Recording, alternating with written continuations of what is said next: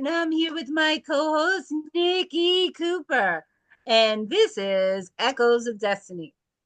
So today, Nikki and I have decided to talk about emotional awareness and really just calming your nervous system because it's so important in anything you're trying to achieve in life, especially if you want balance and better health.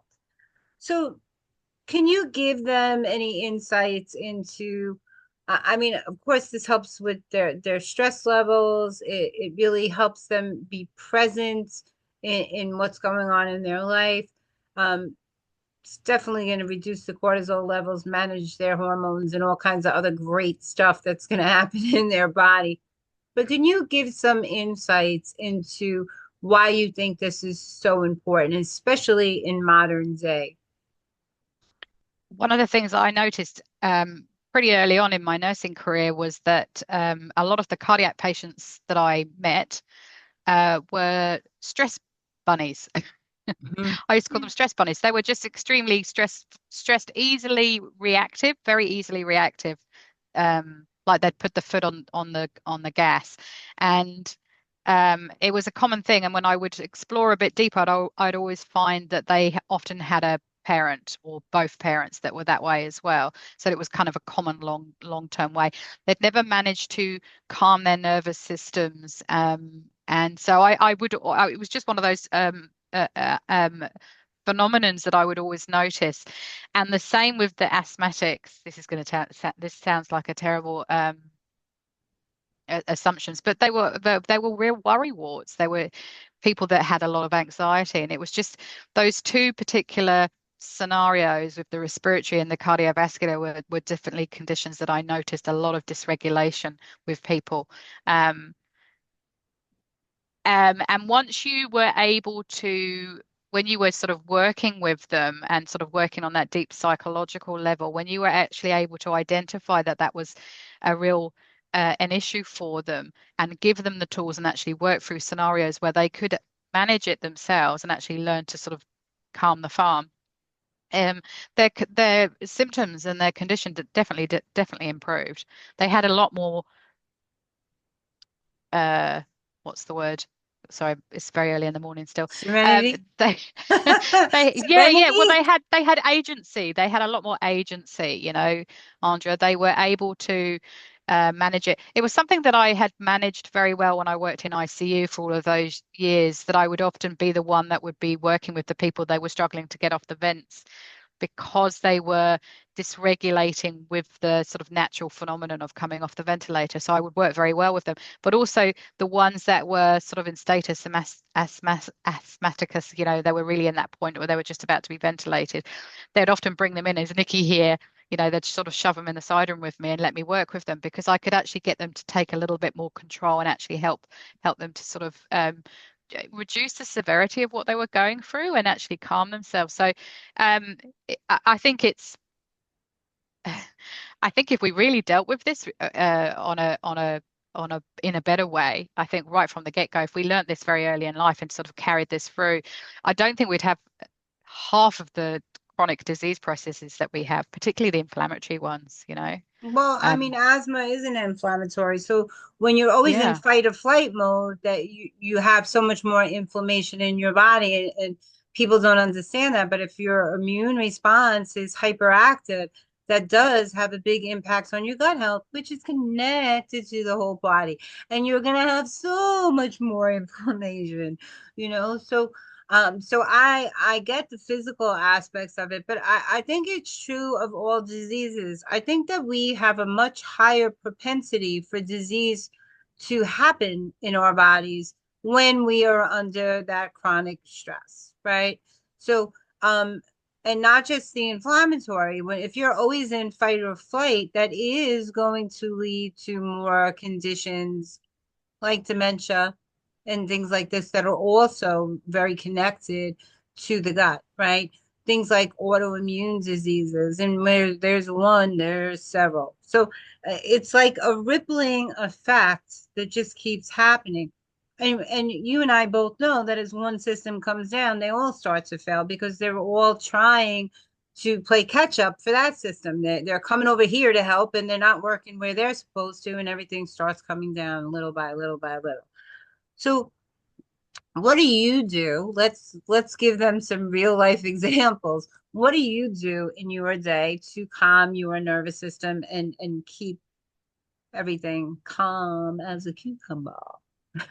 Oh, I've had many years practicing and trying on lots of different things, but I am amazing with water. Water really, really calms my nervous system. So, being a British person, we like long baths. I have a spa in my garden, so um, spa baths is something that I do. I meditate twice a day, morning and evening and early evening, without fail, and I found that that's been an extraordinary um, tool for me to really, really sort of calm down. I learned transcendental meditation a while back, and that has been a game changer for me.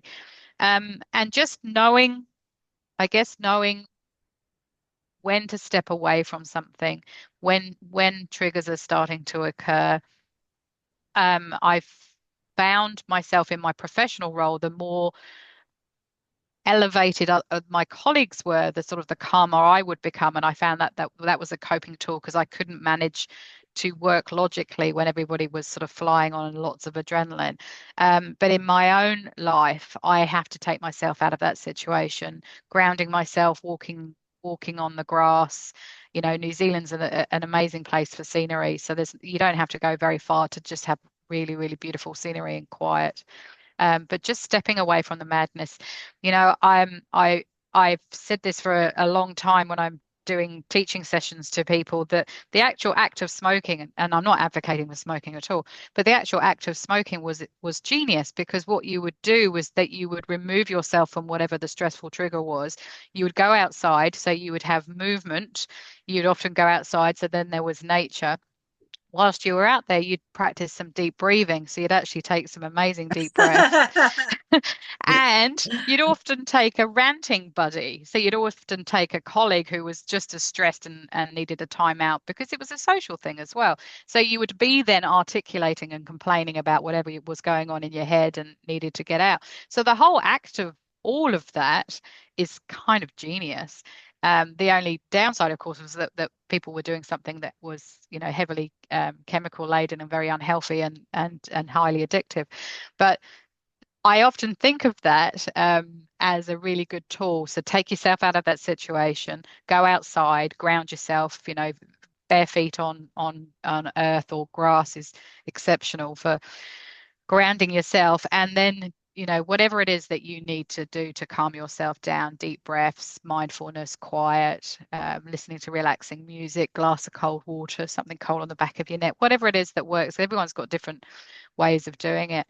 Um, but also speaking it and speaking your truth. And so that can be writing, that can be whispering it to yourself or saying it to another person. I think they're all exceptional ways to calm your nervous system. And I think if we all did that a lot more, you know, going outside, I'm having a bad day, I'm just nipping out for my pretend cigarette just to have that 5 minute break. I think would be an incredible tool for everyone. So we use a lot of the same things. I use meditation. I'm not familiar with transcendental that you were talking about. Um, but meditation definitely helps me. Um, I'm one of those people that can just pause wherever I am. People will pass my office and I'll shut the lights, close the door, lock the door, and just pause, and I'll let my mind escape for like 5 minutes. I'll picture somewhere nice I want to be. Um, I do grounding, but I can do grounding from anywhere, whether I'm outside or we're inside. I worked with someone before in the past who was very, very big on grounding, and it just stuck with me, and it really helped me visualize things better, and I find it hard to be stressed when I'm trying to visualize pretty places or um, better stories of what I want in my life. So those things work for me. But I think you can really pause anytime during the day and just stop, close your eyes. You don't have to think about anything, right? Mm. And I just want to let you know, if you're not big on meditation, you can have a busy mind and still meditate. You just keep bringing your mind back. It gets easier as you do it. Because I was a busy bee up there when I was trying to learn how to meditate, and it wasn't working well in the beginning until I realized it doesn't matter. Just keep bringing it back. Just bring it back. So I think it definitely, I think these are a lot of really great tools.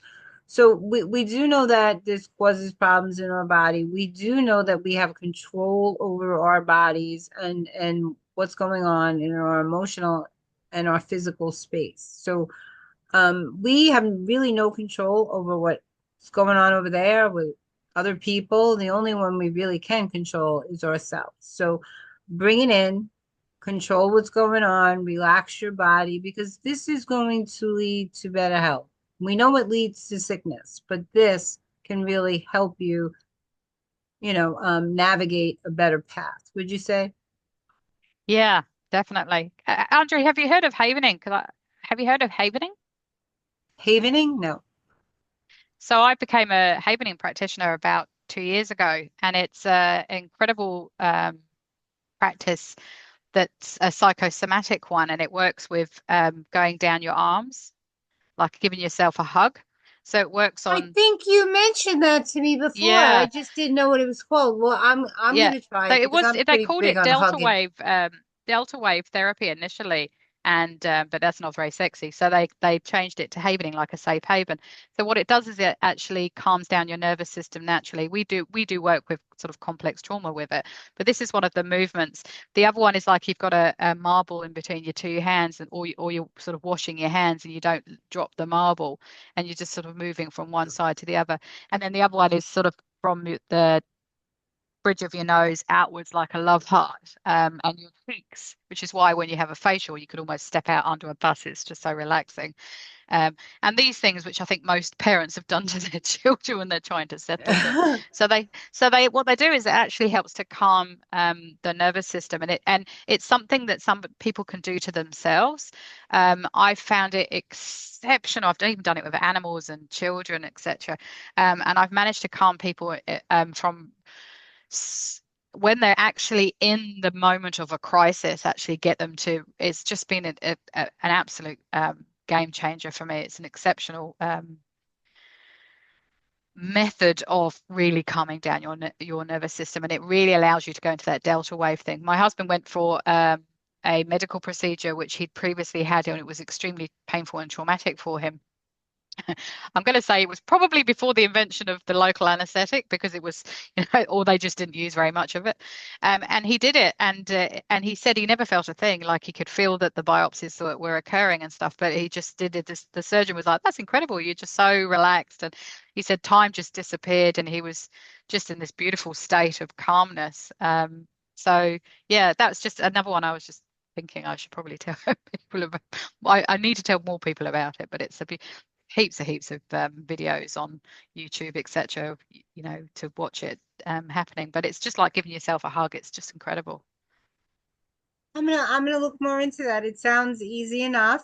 So you've heard some very good examples today of how you can calm your nervous system, but just going outside into another space that is sunlit or different, changing that lighting, can really make a difference. We need to be out in sunlight. It's good. We need that calcium and vitamin D and all that good stuff that we get, more D than anything else. But we really need those things. And we do need to take time to just be present and be where we are. So we don't want to overcomplicate this. We just want to let you know how important it is to really calm your nervous system and really tune in to where you are. This is going to help people physically, emotionally, and spiritually too, I would think. So, because if you got two pillars going, the other two start to come in, right?